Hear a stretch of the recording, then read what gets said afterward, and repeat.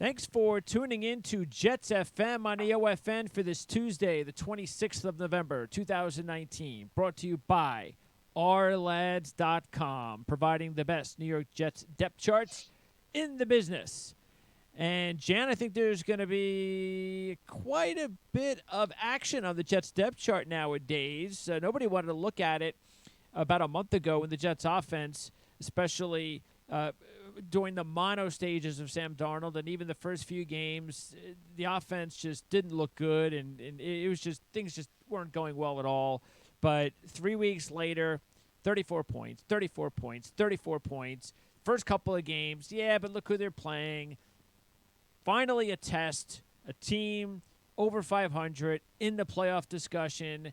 How did the Jets do as far as their first test of the season when it really mattered the most?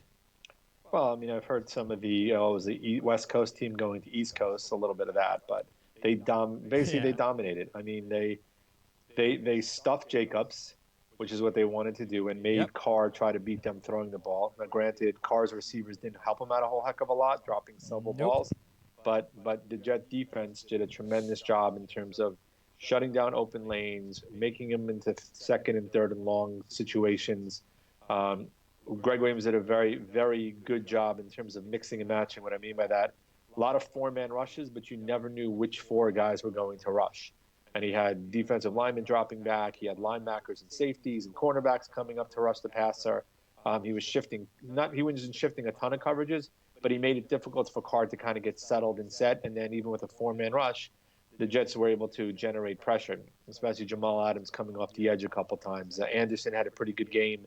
Overall, a very, very solid performance. And our new favorite cornerback had another good performance and was getting a lot of publicity on the air in terms of during the game. Yeah, it's he made some nice hits. That I didn't see an awful lot of Rutgers. So he's sure is teasing us to death. I'll tell you that much, because we know that because it's like, again, just don't get hurt. But hopefully he keeps this up, and I know he will. He just has to stay healthy. We're going to say that every time we mention his name. Speaking of the defense, remember the beginning of the season when Falk was out there, and we talked about how good the defense was playing because they weren't getting destroyed, where a lot of other defenses, as bad as the offense was, we could have saw the games when Falk was playing. The score could have been 48-3, like in every game, and I don't think anybody would have said anything differently than that they talked about during that stretch. But the defense kept them in games that they forced they weren't going to win. But it just, I think it was an early sign of what's to come once they fix the offense. And now we're seeing what's happening when the offense is playing better and they're keeping the defense off the field, how much better the defense is. So they've been doing it all year. It's just that we're seeing the results a lot better now that the offense is woken up. Right, and you're also putting teams into a catch-up mode now where they become a bit more one-dimensional, and you can tee off or tailor your defensive schemes accordingly. Earlier in the year, because they were behind, teams could basically do whatever they want. They were rushing, they were passing, but Williams, as you said, had his defense in a position where it wasn't like they were down 14-0, 17-0, 20-0 because the defense wasn't doing the job. It's because the offense was turning the ball over or giving up touchdowns, putting the defense in a precarious position where they had to basically game plan for everything. Now, as they did Sunday, shut down Jacobs, make Carr one-dimensional. This Sunday, the Bengals, the offensive line is a sieve. As somebody who has Joe Mixon in 2 leagues, I know how bad that offensive line is. And you look at terms of making now Dalton, going back from Finley to Dalton. Dalton is not what I would call the most mobile of quarterbacks, which should hopefully play nicely into the Jets' defensive scheme. The next 2 weeks are games that you and I talked about after this week are games you would think on paper that the Jets are going to be favored and should win. And then they take a real step up in class and test when they have to go face Baltimore, especially after we saw what Baltimore did to the Rams last night. Absolutely. And let's hope that the team gets to that point at 6-7, but they're not good enough yet to look past a team that now brings Andy Dalton back on the sidelines, off the sidelines. And really, I think that's a sign of respect, because as far as the Jets defense, I think because you can't tell me that the coaching staff wasn't saying, well, look what happened here against Pittsburgh. Jets are playing just as good, if not better, defensively. It's not going to be pretty. Let's get this kid off the field for at least a couple more weeks. This isn't a good week to throw him out there, because if the Jets would have been able to play Ryan Finley, it would have probably been worse than what happened with the Washington Redskins a couple of weeks ago, or even those first couple of weeks the Jets overall feasted on the rookie quarterback. So I think that shows a little bit of sign of respect. We'll see if they can keep it up. You know, another thing that I like not only is Austin, but just the secondary in general. I mean, even Mollett has made some plays. He's looked good. I mean, he did miss one tackle, but he's a small guy. Maybe he's going to be a guy that could be, when everybody's healthy and they start bringing in other DBs, maybe Mollett could be better a fit for like the slot. Maybe he could be like Brian Poole's backup. He's just too small to the outside, but he's even playing well. And Marcus May had another really solid game, especially on that 4th-and-1 stop when May stopped the fullback with the assist from Bless and also Leighton Hewitt and also Hewitt. So the secondary is doing a fantastic job outside of Adams. Well, you mentioned a couple of things. So first of all, we talk about health with Austin. We fully have to use the same terminology with May. You and I both have talked a couple of times this year. When May's healthy, we saw that the first 2 years he was in the league, he could be a difference maker. Not necessarily at the same level or ilk as Jamal Adams, but a difference maker nonetheless. Secondly, your mention of Poole. Poole. We talked when they signed him. We didn't know what we were getting at him. A guy who was a slot corner, but we wasn't sure what kind of production he would get. Well, right now, I'd have to say that Maccagnan did a nice job in terms of adding him to this roster, because Poole has been excellent this year in terms of the slot corner and the amount of snaps that he's seen. So, as you mentioned, the defense right now has been the backfield better than we expected. We knew we were going to get out of Adams, but he's probably been even better than we thought. We've gotten great production out of May. We're now getting very good production out of Austin. We've gotten good production and better than expected out of Poole.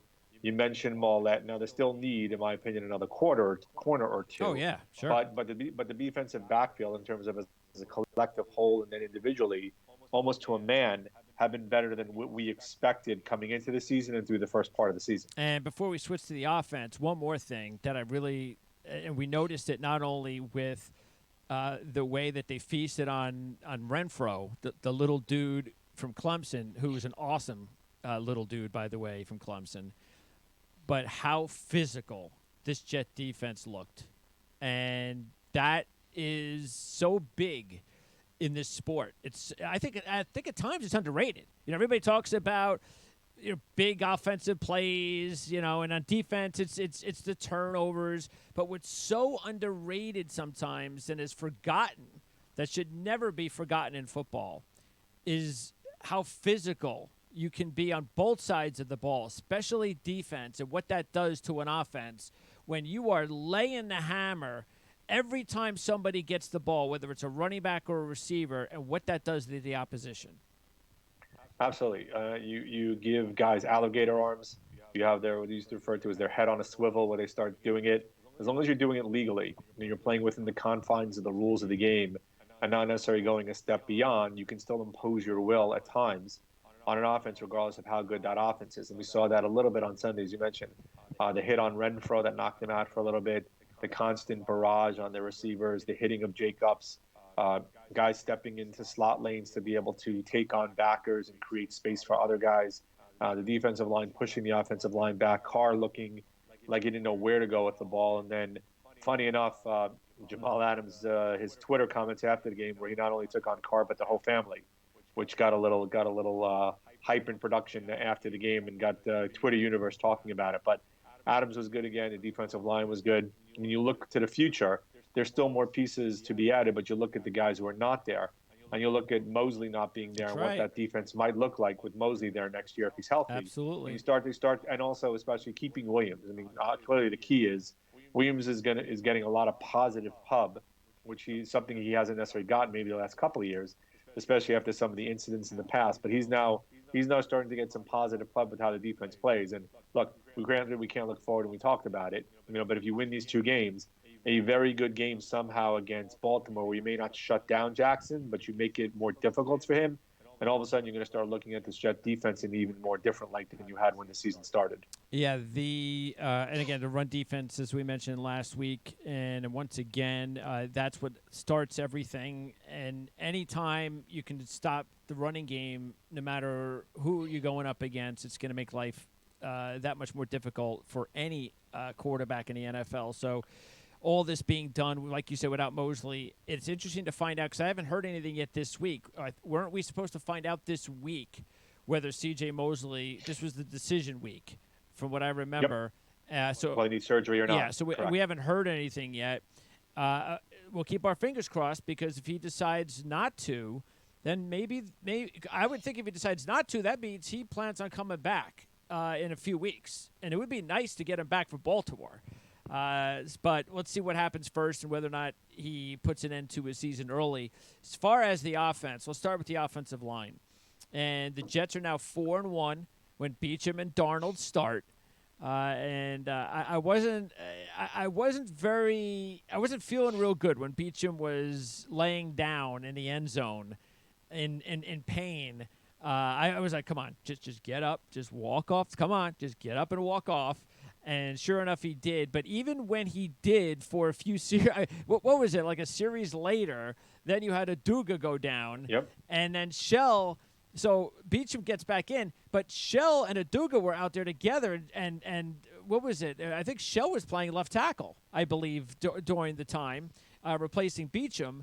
So, and even though it didn't look like they missed a beat, I think that's part of it. With Compton and all these new bodies, Frank Pollock's another great coach, another underrated pickup for this football team to get him to coach the offensive line. And I think what we're just seeing is a maturation of guys getting used to playing together. They've got a quarterback that's taking control of the line calls and things like that we've said is also underrated as far as the offensive line. So even though on paper the offensive line, and look, we still know the offensive line needs at least 2 starters in free agency or the draft this year, they've been fantastic the last couple of weeks. Absolutely, a couple of things. So Beachum tweaked, I think, his good ankle, and he showed just how tough he is by coming back a little later and playing his way through it. Aduga is going to miss a couple of weeks. They said no official time frame, but seemed to be more like a week-to-week injury. So I would at least say 2 to 3 weeks he's out. You look at the rest of the guys. Lewis had a good game. Harrison has played very well since taking over for Khalil, better than I think any of us would have expected. And you talked about clearly. Chemistry in an offensive line takes time to build. Mm-hmm. It's learning how you play off your blocks. It's learning how the guy next to you blocks. It's learning when you have to double team or you have to slide. All that takes time. And with all these guys injured or out, they didn't have time to build that chemistry. But now they're starting to build that chemistry. And as you also mentioned, knowing the line calls and knowing that you have a quarterback who's going to adjust and can slide up in the pocket and create lanes. I mean, you look at the play where he hit Anderson, right? He had a wide open 10, 12 yards ahead of him for a first down on 3rd and 1. I'm looking, going, why are you throwing? Granted, great throw, probably even a better catch by Anderson. But that's one of those, you think about it. The offensive line did their job. Mm-hmm. They sealed off the rush. They created a lane for Darnold to step through. And then Darnold made something happen, not just with his legs by stepping up, but with his arm in terms of finding Anderson for a big gain there. Yeah, so it's nice to see. And all this is going to do as well is it's going to increase the depth next year, because that's the other thing. Again, we have to that'll excite us. Is no matter what happens this year, as long as the team wins more games than they lose the rest of the way, and they keep playing like this, then it's just gonna show you how much better the team will be next year, because they'll have the same coaching staff. Everybody will be back, and everybody will be more familiar with what they have to do. And so some of these guys that are starters now in the offensive line will become backups, and that'll just make the overall depth that much better next year. So when we do get injuries, we'll be able to sustain them more. As far as receivers, we posed the question a couple of weeks ago whether Demaryius Thomas could be a part of this team next year. And I think the answer is now yes. I don't think there's any doubt that if things keep going along these lines, that Demaryius Thomas will be a part of this offense moving forward. He talked about how healthy he is finally after the Achilles injury. So he's also been a big part of the added offense to this team because his ability to make catches opens things up for Crowder and for Anderson. Even though Herndon's out, we're seeing what Griffin can do. And, of course, when you throw Bell out at wide receiver once a game or twice a game, we talked about that last week, and sure enough, Gase threw him back out at wide receiver. He makes a great catch in the beginning of the game for that first drive. Now we're seeing how much, again, easier it could be for Sam Darnold when he has receivers he can feel confident to throw to. His offensive line's giving him more protection. They're running the ball a little bit better. We're seeing the results. And finally, Braxton Berrios makes a couple of plays, which makes you feel good because he's like the one guy in that receiving unit and on special teams that just hadn't done anything until last week. So it was good to see him make some plays. So let me tackle each one of them. So in terms of Thomas, yeah, there's no question, especially with him being named captain. Right? I think that's the bigger sign of the respect he has in the room. Yes. And the likelihood is going to be back by him getting named as a captain, showing he's healthy, he's productive, but he's also being a leader on and, more importantly, off the field. Crowder this week kind of took a back seat, only 2 catches, not a ton of targets, but then Anderson had a bigger week. So after only having a catch last week, 5 or 6 plays, on the flea flicker, on the throw by Darnold, a couple of good catches. He got the touchdown reception as well. Griffin signs that 3-year extension, which came out of the blue. None of us expected that. Good for and him. Actually, the money, 3 years, $10.8 million. You combine him with Herndon and with Westco and with Brown, and all of a sudden you have a nice, enviable depth to a certain extent at tight end. Berrios caught the ball, little contact, and then on the slot, and just got tackled at the one. Made a big play. Made also a big play on in the return game. Yep. So he was a big part of the offense as well last week. So you look at just in terms of guys getting the ball, moving it around, finding different receivers. We talked, as you mentioned, Bell getting slotted out, but Bell a receiver. You had Montgomery, you had Powell in there at times. Gaze got a little happy by going with a flea flicker, which worked also. So showing a little variant to kind of give opponents something to think about. So all in all, you have to be ecstatic what you saw. Granted, I'd like to see a bit more on the rush game out of Bell if you can, but that's just kind of quibbling at this point in time because you scored 34 points. But I think a lot of it has to come back to Darnold, right? We talked last week that him having the confidence to go to the room and Gaze allowing him to, give him the reins, do with what he wants. And you can kind of see the confidence growing by week. And just in terms of listening to the game, of how the announcers talked about him, and then what's gone on in the media about him, and then the perception of this team changing. And all of a sudden now, you have articles that, the Giants need to learn from the Jets, when it's a couple weeks ago that everybody was ripping the Jets. The offense, and I myself was included in that, the offense now has a level of confidence and, dare I put it, swagger that they didn't have previously. And all that stems back from Darnold taking the reins, going into Gaze, telling him this is what he wants to run. And now the offense, I wouldn't say it's operating as a seamless unit, but every time they get on the field, you think they can go down the field and score a touchdown, which early in their season was clearly not the case by any stretch of the imagination. And what's really exciting is that they're doing it, yet we still know how much more talent the offense needs. But it just gives you hope that the coaching staff and the quarterback, as long as those two guys are in sync, you start adding some explosive players on offense or some popping linemen, then we've got something real special. Because, look, we're beating teams that when you want to make the playoffs, you should beat. But the next step is how you're going to be able to compete against the big boys. That ain't going to go too well this season until they start bringing in those explosive players. By the way, speaking of the offensive line, even though they're doing a good job, you mentioned the running game, that's really the difference between an average offensive line, which we still are at best, and a really good offensive line are dominating guys up front that can just knock you off the line of scrimmage and open holes for your running game. We don't have that. It's not on this roster. So that's why we got to add a couple more guys there. And then when that happens, then we'll see Le'Veon Bell hopefully on a weekly basis next year, looking like the old Le'Veon Bell when he was with the Steelers. No question. The offensive line has played better than we expected them to, firing out and opening holes or creating seams and creases for Bell to pick and choose. We know how patient he is. It's just maintaining that block for an extra split second or millisecond, giving him a crease. And once he can get that crease, it's that second level blocking that we're not seeing yet either. But I think, if the offensive line can do their job, you'll see guys like Brown and Wesco and Griffin, when they're in, be able to create that second level blocking openings for Bell to kind of get those 8, 12, 15, 16-yard plays that we're not seeing this year. And also what's helping is the penalties are way down. A few weeks ago when things weren't going well, you knew whenever they were with the Jets, whenever there was a positive play, you just hold your breath for a second or two because you knew a flag was coming. Matter of fact, Gumbel did a great job on that.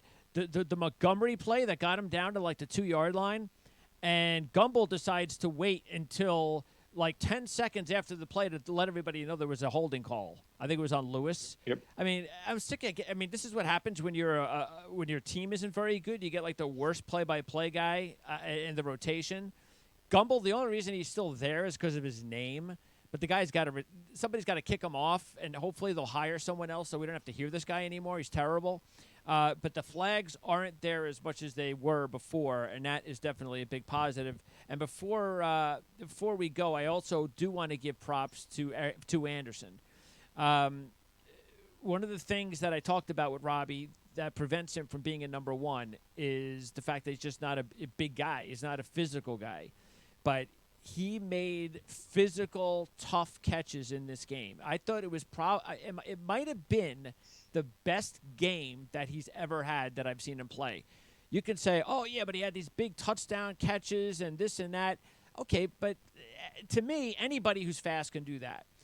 What really makes a special receiver are the types of catches he made in traffic against Oakland. Several of them. I think he made at least 3, including the touchdown.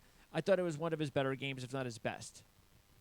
Yeah, I'll agree with you. Other than I think the penalty that he did for unsportsmanlike conduct with taking off his helmet, yeah, that was which is kind of a brain cramp. But other than I mean, you saw the different routes in his route tree that he ran, going across the middle, making the play on that big play with Darnold, the flea flicker, several others, the touchdown catch. So I mean, in terms of the variety of the different pass patterns that he ran, I think I would say, it was kind of one of his better games because of the fact it wasn't just a one-trick pony where he was running down the field and trying to get open deep. And, by the way, it doesn't mean the Jets don't need a number one because they do, because Robbie Anderson's not a number one. That doesn't change. I did want to segue that to close it out. Keep an eye, if you're going to watch Alabama-Auburn, keep an eye on Jerry Jeudy. He probably will be the number one receiver in the draft. So that's a guy to keep an eye on as far as where the Jets might be going. Keep an eye also in the game on Derek Brown, the stud defensive tackle for Auburn. That's a guy that the Jets might be interested if they still want more beef up front because they're not going to get Chase Young, who will go very early. So keep an eye on Chase Young, maybe against John Runyon, the left tackle for Michigan. That might be a player that might be of interest to the New York Jets if they're looking to add beef, which we know they do up front. Also, keep an eye on Laviska Shenault, the wide receiver from Colorado, going up against Jalen Johnson, one of the better corners in college football for Utah. That's a big game for Utah. So you have Jalen Johnson at corner, Laviska Shenault. I'm a huge Shenault fan for Colorado. And then also Jeff Okudah.